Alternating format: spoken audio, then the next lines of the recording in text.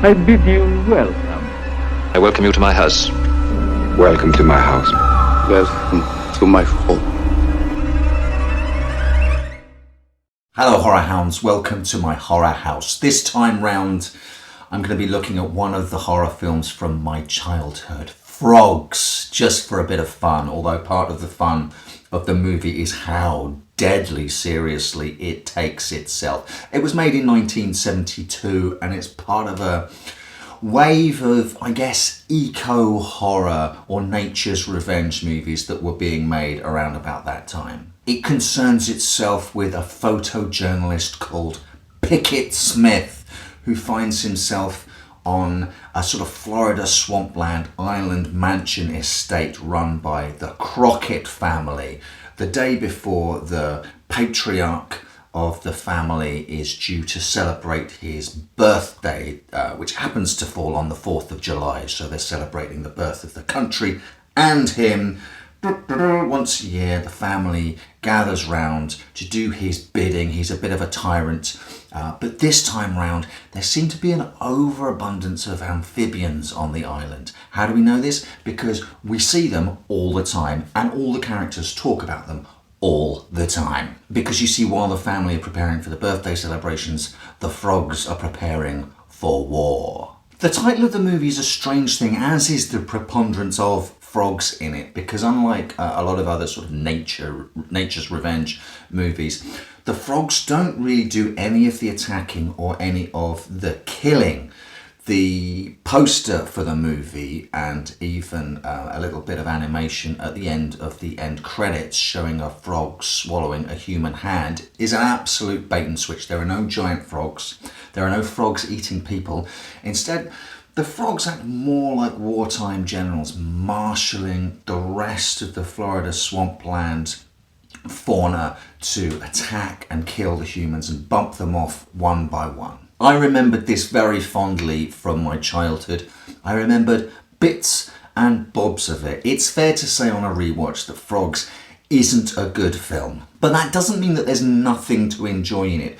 For a start, it's got Sam Elliott in it. A clean-shaven Sam Elliott, to be sure, but unlike Samson, he loses none of his powers when he has a naked top lip. Although I was thinking during the opening sequence that dude looks an awful lot like a young Sam Elliott, and it wasn't until his name appeared on the screen that I went, oh, it is Sam Elliott, he just hasn't got the tash. Our Sam is Pickett Smith, the earnest and well-meaning photojournalist who, long before anyone else in the self-involved Crockett family, fears that something is afoot. The balance of nature has gone awry, and all is not as it seems on the Crockett estate. Look, it's a film where there are lots and lots of frogs and they're constantly croaking and ribbiting so that the noise creates a sort of background somnambulistic effect, and all of the characters constantly talk about how annoying it is that the frogs are constantly croaking, and the frogs constantly croak, and occasionally the sound is cranked up and they croak a bit louder,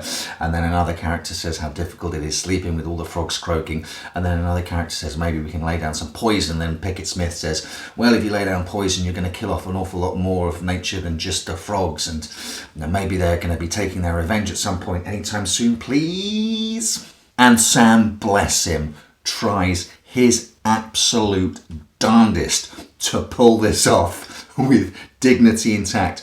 He really does go for it, and I think that is the major triumph of the film, is that no one gives a nod and a wink to the camera. No one's playing up to the camera or playing up to the ludicrousness of the situation. They're playing it absolutely straight as a die. Look, I don't know what's going on around here, or if it's happening anywhere else.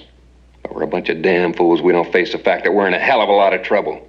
And we're going to have to get together to fight it. Which in turn makes it hugely enjoyable, probably a little bit unintentionally campy, and so po-faced that you just have to laugh. Maybe it's a little bit of nostalgia sheening the affair with a rose-tinted glint for me. It's not a massively enjoyable film.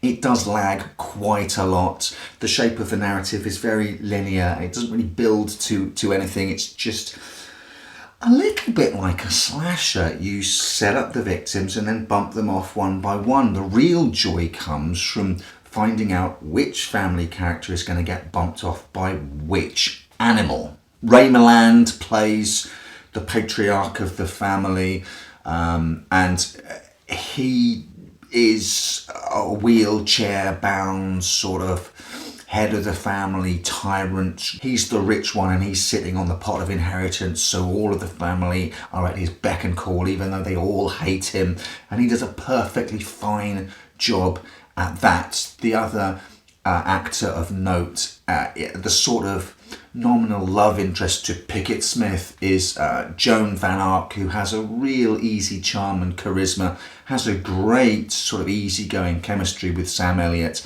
Having watched this and a young Sam Elliott in The Legacy, I am starting to believe that young Sam Elliott is quite a charismatic, easygoing, and let's be honest, pretty sexy dude. He can pull off double denim in this movie, and not many people can do that.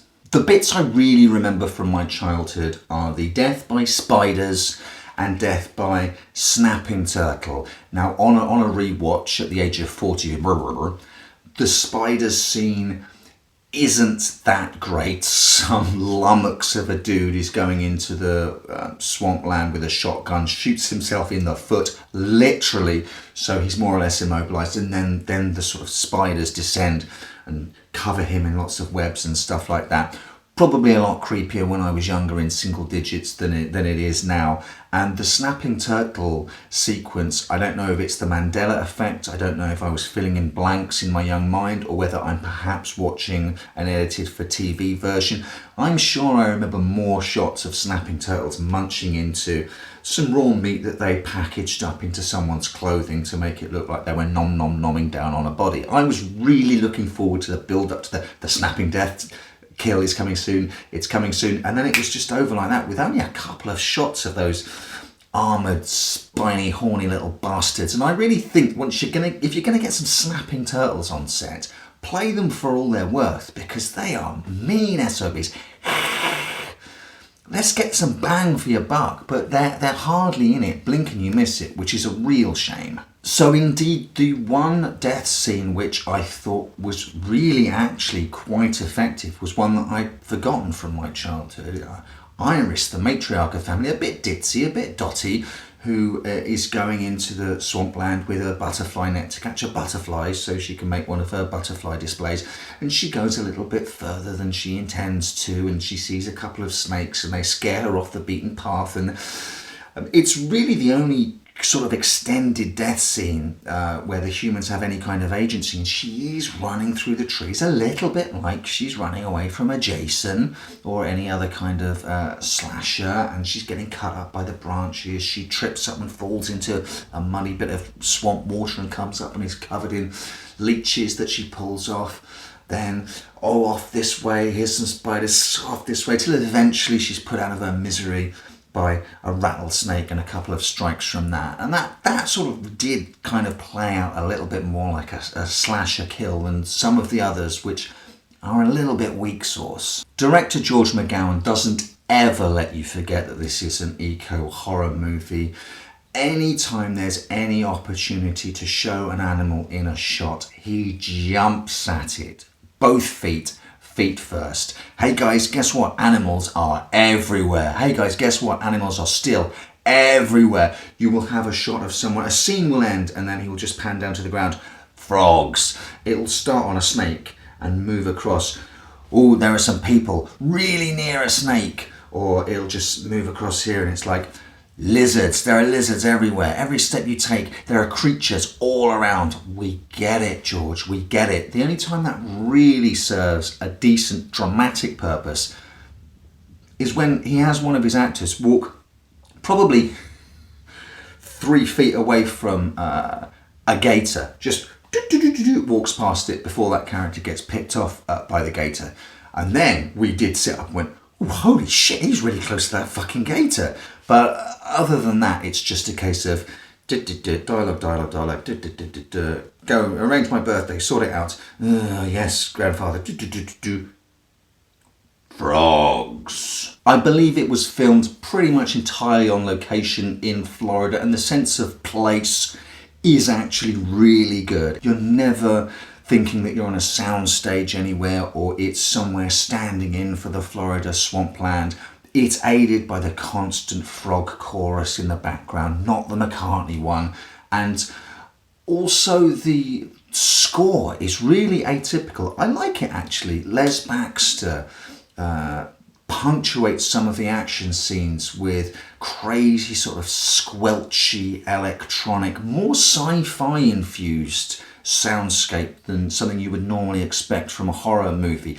I think taking its cues perhaps from the sort of squelchy electronic sci-fi-ish soundscape that was in George Romero's Night of the Living Dead. So look, it could have used some more snapping turtles, it could have used some more gore. There's sort of will they won't they frisson between Sam Elliott and Joan Van Ark, and if I'm being honest, it maybe could have done with a little bit more of the old sexy times as well, something to edge it into harder territory, to make it really pop. As it is, perhaps I watched it at the right time, maybe around 8 or 9. Maybe it is a good entry level sort of horror movie for kids who are looking to get into horror movies. I don't know if the pace might be a little bit too slow for kids these days. Oh, kids these days, what are you going to do? But there it sits in this weird sort of, perhaps with a vibe of a sort of made-for-TV no man's land where, right, we want this to be a sort of horror movie. People are getting picked off one by one and killed by these animals, but we don't want it to be too gory and too explicit. There's a little mention that maybe these two might have a dalliance, but we don't want to go there. So in the end, it's a film that tries to have its cake and eat it and doesn't quite succeed at either. But if you want to see Ray Milland swamped by frogs, if you want to see a topless and top-lipless Sam Elliott up to his waist in swamp water, struggling with a snake like the modern Tarzan he is. If you just want to have maybe a gentle, easy Sunday afternoon nature revenge eco horror movie that isn't going to tax you, that you can maybe have on in the background while you're doing something else, boy, is Frogs the movie for you. If you want a drinking game where you take a shot every time you see a frog on the screen, avoid Frogs like the plague. You will be dead before the movie ends.